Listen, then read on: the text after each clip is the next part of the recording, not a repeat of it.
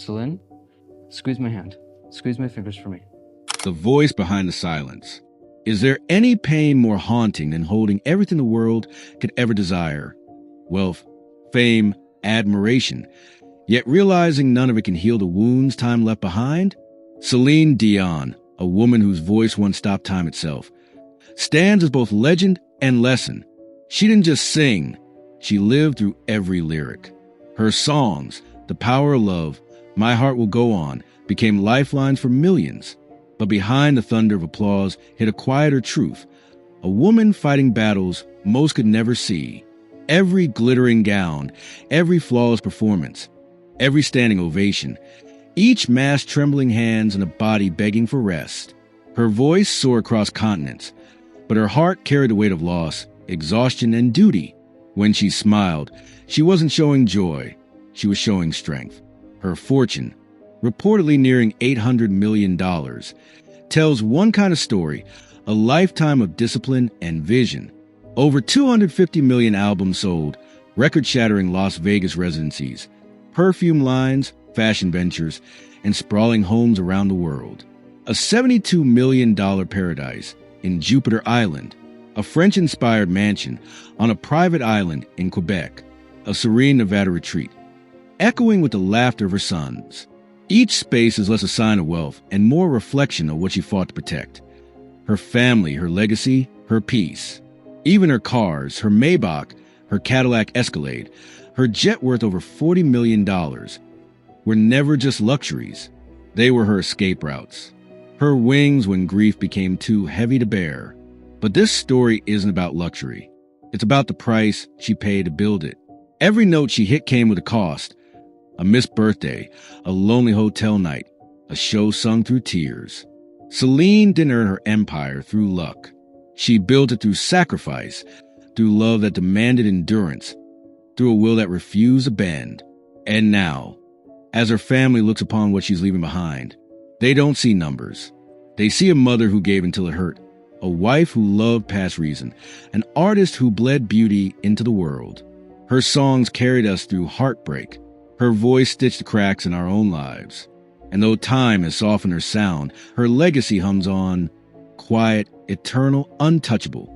Because behind every empire, there was always a girl who sang not for applause, but for survival. But before the lights and fame, there was a little girl in a crowded house, sleeping in a drawer instead of a crib, a child who would one day rise from hunger to harmony and change music forever, the drawer that rocked the world. Long before Celine Dion became a name whispered in reverence across continents, she was simply a fragile girl in Charlemagne, Quebec, a child born into music, but not comfort. The youngest of 14, she entered a world overflowed with melodies but scarce in means. Her family sang together not for glory, but to drown out the echoes of hunger.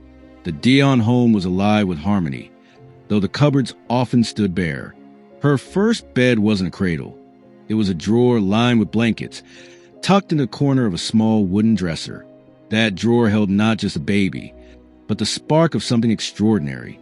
It rocked with lullabies hummed by siblings, the air trembling with notes that would one day travel the globe. From the start, her life was about endurance. She learned early that dreams don't bloom in comfort. They are forged in struggle. At 5, she sang at her brother's wedding. Not for applause, but because even then, her voice carried something divine. By 12, she was writing songs with her mother, recording demos with her brother Michel. They made one cassette tape, just one. They mailed it to a producer in Montreal named René Angelo. When he heard that voice, pure, trembling, celestial, he wept. He didn't just believe in her, he bet his life on her. Renee mortgaged his home to finance her first album. It wasn't business. It was faith in its most daring form. Celine had no makeup artist, no glamour, no spotlight. She was all raw talent and relentless drive. While other kids played, she practiced. While others slept, she rehearsed vowels and phrasing in the mirror, learning to pronounce English phonetically, word by painstaking word. By 14, she stepped onto the stage at the Yamaha World Popular Song Festival in Tokyo. Before an audience of over 100 million viewers, the girl from forgotten streets of Quebec stunned the world into silence. That night, a star was born not out of privilege, but persistence. And though the world saw only the gowns and glory that followed, behind every glittering performance was a teenager who had traded childhood for a microphone.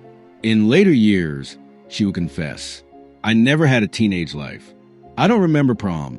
I remember sound checks." Celine Dion didn't just chase her dream. She became it. And her rise from that wooden drawer to world stages wasn't luck. It was destiny sculpted by hunger, hope, and a voice that refused to be silenced. But even destiny needs an anchor. And Celine's anchor was a man who believed in her before the world ever would. What began as mentorship would soon evolve into one of the most extraordinary love stories music has ever known. The man who saw the music. Every legend begins with belief. And Celine Dion's began with his. When 12-year-old Celine first met Renee Angelo, she was shy, quiet, and barely tall enough to reach the microphone.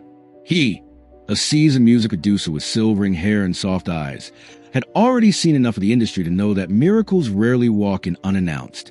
But when he pressed play on her demo tape, he didn't just hear a voice, he heard something divine. He wept, and with that, a promise was born. Renee took the kind of risk that makes or breaks a life. He mortgaged his own home to finance her first record. That wasn't strategy, it was faith. He didn't just want to make her a star. He wanted to protect the spark she carried inside her. From that moment forward, Celine was never truly alone. He became her guide, her guardian, her fiercest believer in a world that would soon ask more of her than anyone could imagine. As she ascended, winning contests, recording albums, stepping onto global stages, Renee stood quietly in the background. When she was nervous, he steadied her. When critics doubted, he shielded her. While the spotlight blazed on her face, his hand remained unseen, gently steering her through storms of fame. And somewhere in that devotion, something beautiful and forbidden began to grow. She was no longer a girl, and he was no longer just her manager. What started as mentorship evolved, slowly, softly, into love. She wrote him letters, confessions she hid from the world.